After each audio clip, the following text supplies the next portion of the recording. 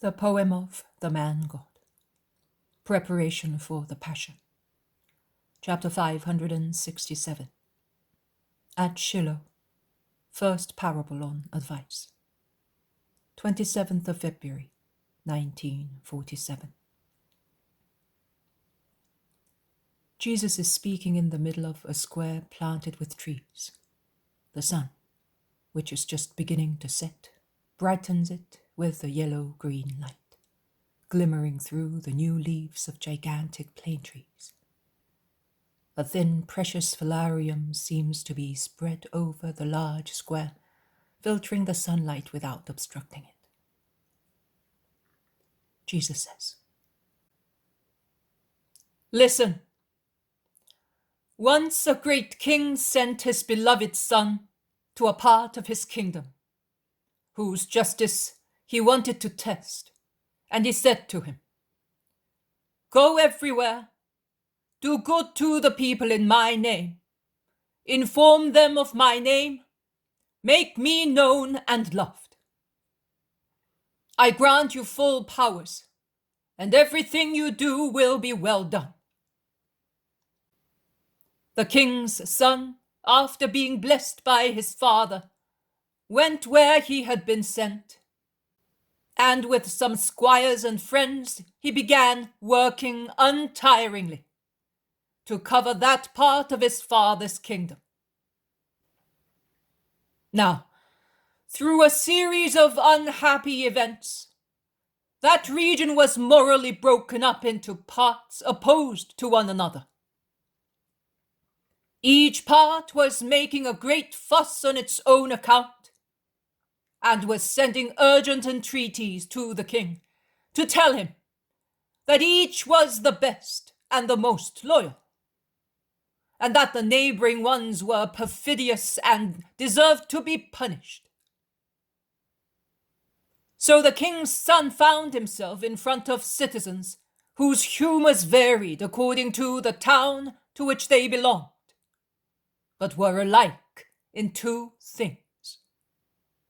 First, each town believed it was better than the other. Second, each town wanted to ruin the neighboring enemy one, making it disreputable in the opinion of the king.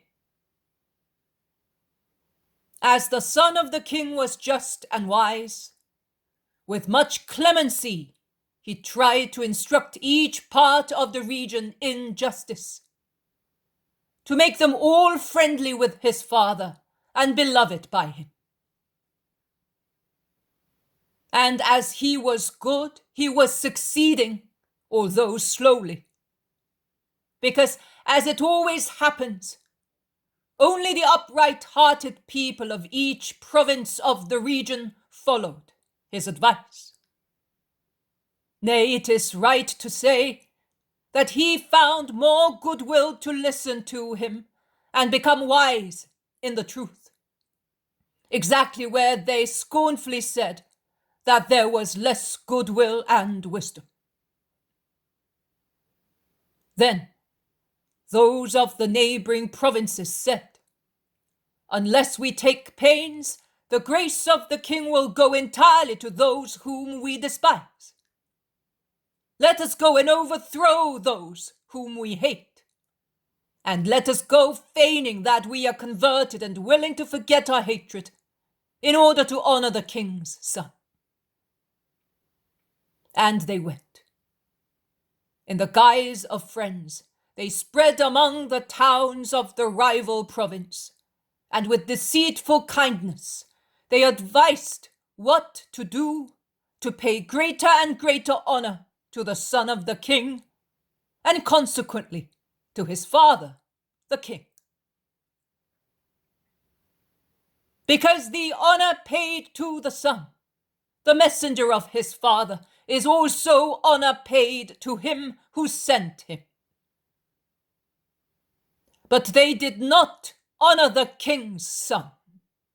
On the contrary, they hated him cordially, to the extent of wishing to make him loathsome to his subjects, and to the king himself. They were so astute in their false geniality, they succeeded so well in presenting their advice as the best policy, that many people of the neighboring region accepted as good what was wicked, and they left the right path that they had followed, and took an unjust one. And the king's son realized that his mission was a failure with regard to many. Now, tell me, who was the greatest sinner in the eyes of the king? What was the sin of those who advised, and of those who took their advice? And I ask you another question. With whom will the good king be more severe? Do you not know the answers? I will tell you. The greatest sinner in the eyes of the king was he who incited his neighbor to do evil out of hatred for him, as he wanted to thrust him into deeper darkness of ignorance, out of hatred for the king's son, whom he wanted to defeat in his mission by making him appear incapable in the eyes of the king and of his subjects. Out of hatred for the king himself, because if the love given to the son is also love given to the father, likewise, the hatred for the son is hatred also for the father. So, the sin of those who gave evil advice, knowing fully well that they were giving evil advice, was a sin of hatred, in addition to a sin of falsehood, a sin of premeditated hatred, and the sin of those who took the advice thinking that it was good was only a sin of stupidity. But you know very well that only he who is intelligent is responsible for his actions, whereas he who, through disease or other reasons, is foolish, is not responsible personally, but his relatives are responsible in his stead. That is why, while a boy is not of age, he is considered irresponsible, and it is his father who answers for the actions of his child. So the king, who was good, was severe with the intelligent, ill advisers, but he was benign with those who had been deceived by them, and he only reproached them for believing this or that subject before asking the king's son himself, in order to learn from him what was really to be done. Because only the son of the father really knows the will of his father.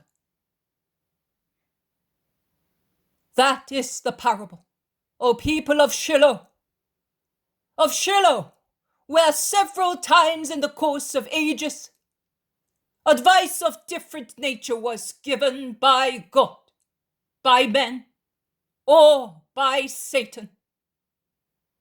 And that advice bore good fruit when it was taken as advice for good purposes, or when it was rejected by people who recognized it as leading to evil.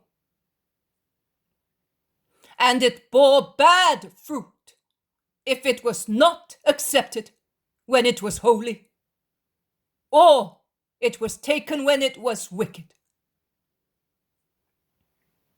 Because man has his wonderful free will, and he can freely choose between good and evil. And he has the other magnificent gift of an intellect capable of distinguishing between right and wrong. So reward or punishment may be brought about, not so much by the piece of advice itself, as by the way in which it may be taken. Because if no one can forbid wicked people to tempt their neighbor to ruin him, nothing can interdict good people from rejecting the temptation and remaining faithful to good. The same piece of advice may harm 10 people and avail other 10. Because if he who follows it does harm to himself, he who does not follow it does his soul good. So, no one may say, we were told to do so.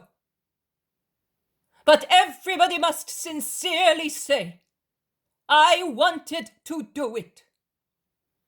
Then you will at least receive the forgiveness that is given to sincere people. And if you are doubtful about the goodness of the advice given to you, meditate before taking it and putting it into practice. Meditate, imploring the Most High, who never denies the spirits of goodwill, his light. And if your conscience, enlightened by God, sees only one tiny, imperceptible spot, but such that cannot exist in a deed of justice, then say, I will not do that, because it is an impure justice.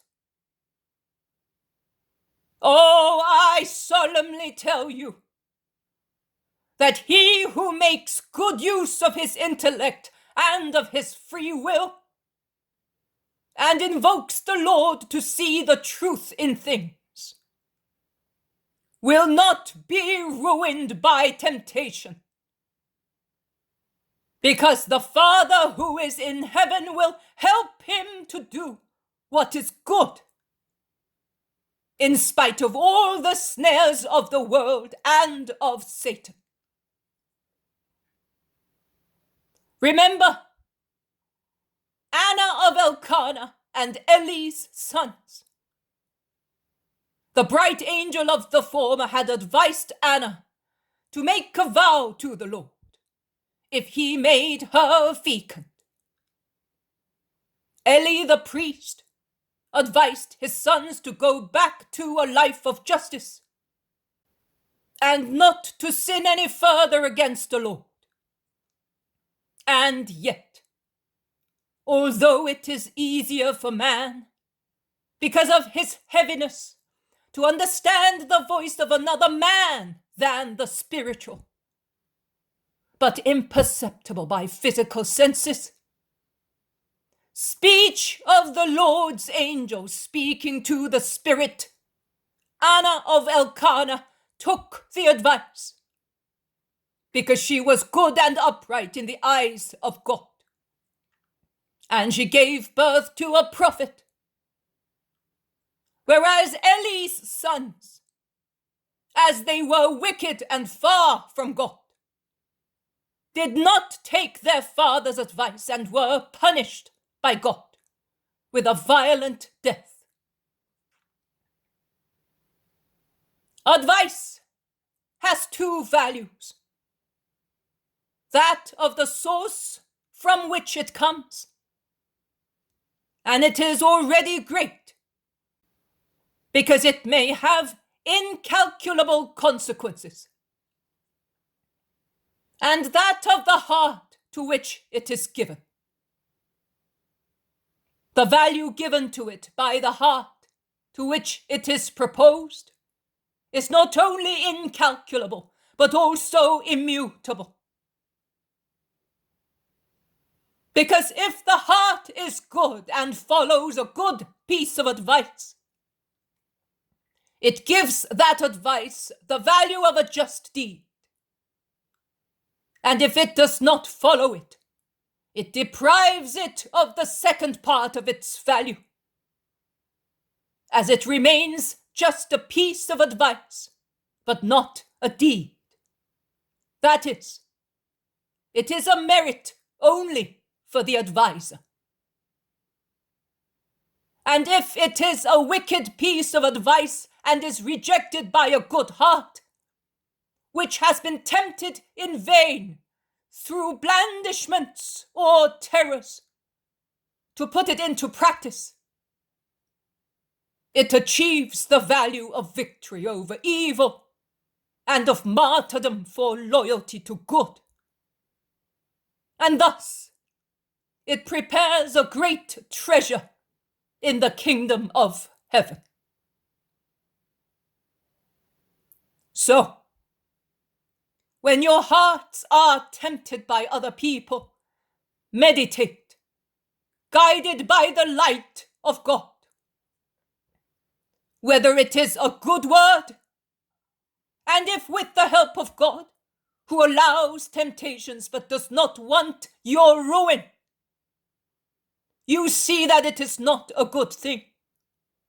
Have the courage to say to yourselves and to those tempting you, no, I will remain loyal to my Lord, and may my loyalty absolve me of my past sins,